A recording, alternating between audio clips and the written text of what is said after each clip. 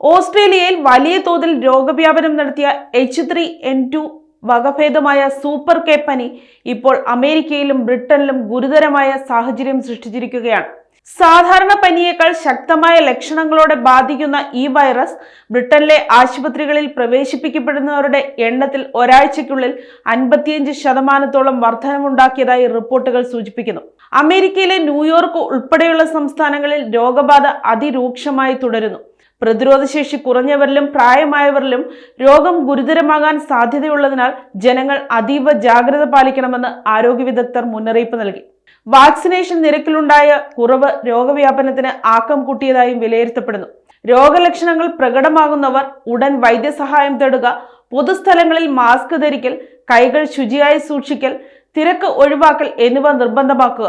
Vaccination സ്വീകരിക്കാത്തവർ ഉടൻ തന്നെ നടപടിയെടുക്കണമെന്ന് വിദഗ്ധർ ആവശ്യപ്പെടുന്നു.